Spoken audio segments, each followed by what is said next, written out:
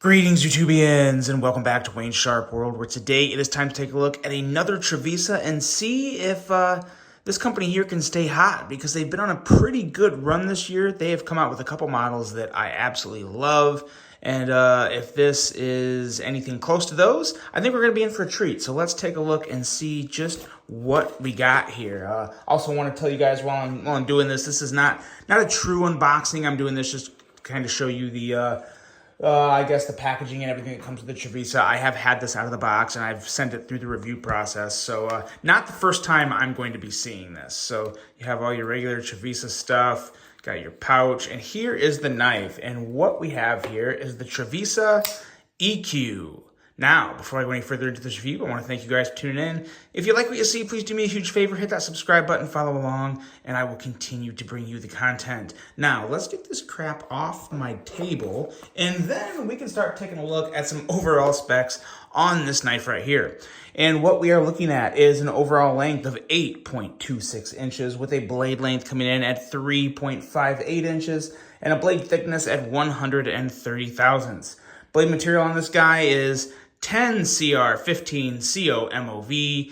All in all, it's a decent budget steel. I would rather it be 14C28N or 154CM. Those are definitely, I think, the two best options for a budget steel right now. But 10 CR, 15, not a bad option. Not too bad. We have a blade style of a Tonto with a flat grind and a handle length coming in at 4.72 inches with a handle thickness at 530 thousandths. Handle material on this guy is micarta with a liner lock locking mechanism. As you can see, we have some pretty good lock up there. We have a user of a right hand only tip-up carry, a weight coming in at 4.58 ounces, which for the overall length of this knife at 8.26 inches, that's not too bad. What price coming in at $57. So that's usually one of the bigger questions we have on this channel, right? On just about anyone's purchase of any type of EDC knife. Does the knife justify the cost? And I'll speak a little more on that as we go through this review. But let's take a look at some size comparisons and see just how it stacks up with some other bigger EDC knives, because it's not necessarily big in the hand, but it's a long knife. This is nothing small. Let's bring out the ProTech Godfather, which is definitely going to be longer, but not by much, not by a whole lot, considering if you guys know how big the Godfather is. I think that does give a good comparison to just how not small the EQ is. Let's bring out this right here. This is the Caviso exclusive WE Knives Praxis, the premium version of the Civivi Praxis. Also a little longer, but again, another big knife. So very nice in size with this guy. And they did a really good job of keeping it slender, but also making it to be a decent sized knife. What else do I have here? Let's bring out this guy. I haven't shown this in a while, the Chris Reeves Sabenza. Much more closer in length. And let's bring out one more. Here is the Spyderco Smock. And I think these two knives will give, well, it's even longer than the Smock. I thought the Smock would be a little closer. But as you can see, right there with the Chris Reeves Sabenza, to give you guys an accurate idea of just how long this knife is. And now let's start talking about the knife and just what I think about it, because as I said before, TRIVISA has really, really impressed me this year. The smoothness in their knives, the overall action has been, in all honesty, very, very competitive with the Civivis, with the Kaisers, with the CJRBs, with the Vostids. They've done some really good things. And let's just start talking about this knife and see if it really is on that level. The blade here is a pretty nice blade overall. We have a behind the edge reading of about 21 thousandths, so not quite as thin as some of those other blades, but you know, it also has a very nice tip that's reinforced.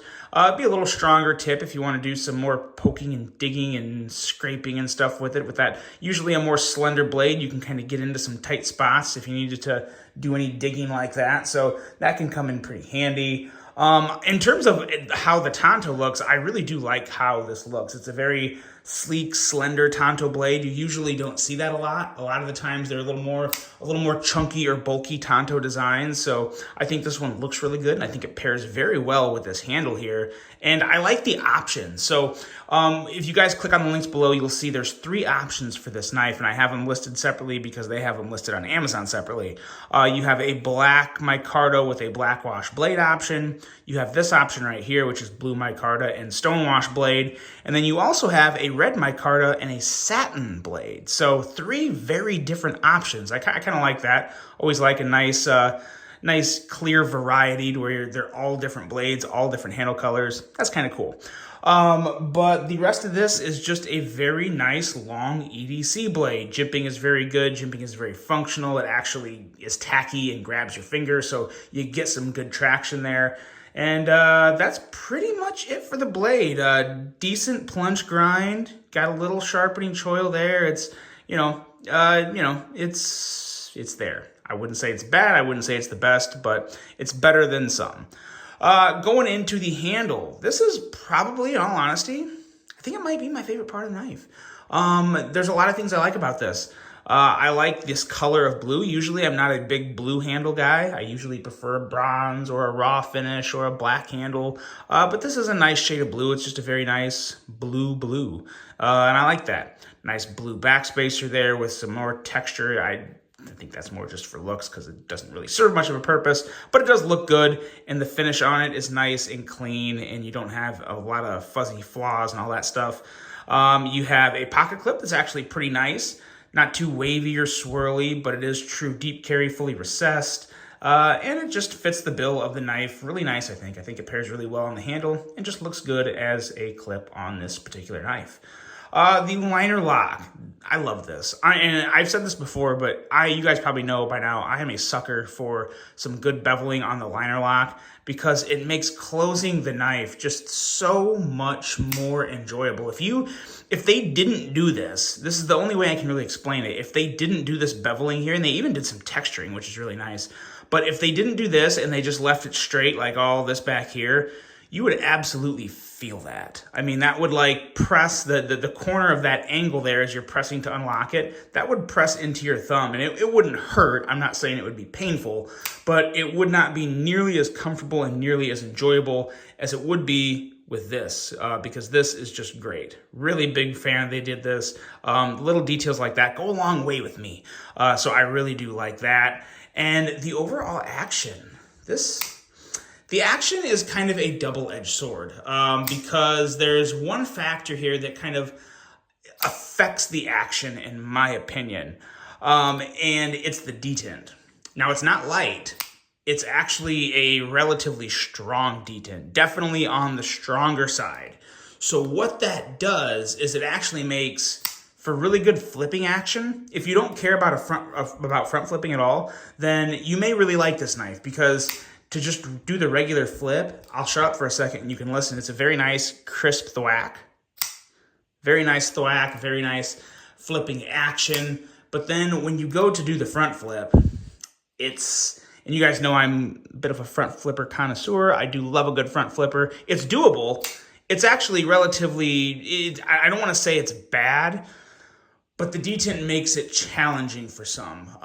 It's really not too hard for me because, as I said before, I love front flippers. I have a lot of experience with front flippers, and it's no issue for me. But comparing it to other front flippers, the heavy detent, even with a nice pronounced front flipper tab up here, which I don't have an issue with the looks of, but with the detent being that heavy and the rest of the shape of the handle, you don't have a lot of the clip to grip on. The handle itself isn't really thick, so you got to put your fingers kind of just right about here. You want to line your fingers up right here on the edge of the scale to do this front flip, and then just pop it back. And as you can see, I'm relatively easily doing it, but it just doesn't come as natural as some other front flippers. And because of that heavy detent, this thing is not, it's just not reach around proved. I cannot do the reach around flip on this. It's just too, gosh, I can't do it.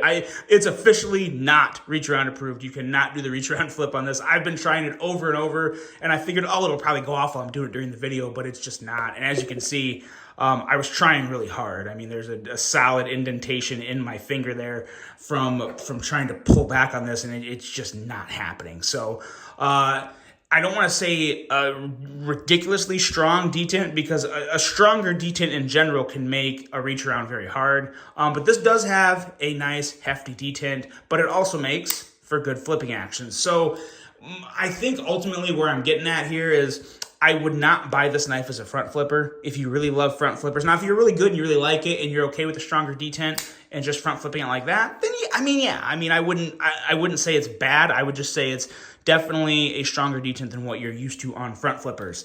But if you're just a person that likes flippers, and maybe you would do like a flipper delete right here, because it really actually would look really, really good with this tab just kind of deleted here. It'd be a little more cleaner, and then you would have a very nice, just regular flipping Tonto knife. So there are some options, and I personally think that if I do keep this, I think that's probably what I will do, is I'll probably just delete that front flipper tab, because it looks a lot better. Since this isn't quite as enjoyable as I would want it to be, I would delete that. You got a cleaner knife, you got a nice knife with really good flipping action, and yeah, it's pretty solid. It's not my favorite TRIVISA. I think the design is very nice. I think the blade's good. I think the handle's really nice. I like the details that you have here in the liner lock and a nice deep carry clip. For $57, I think it is pretty average. I think there's better options out there in that price category, but I also don't have any reason to say like, no, I wouldn't buy this for $57. Like I think it's a solid knife for $57. And again, a lot of this is personal opinion. So there may be someone looking at this being like, oh, this is like the perfect design for me. I just hope it's a good quality knife. Well, I can assure you the quality's good. The fit and finish, the feel, the action, it is typical TRIVISA. And if you've handled TRIVISA before, you're going to like this.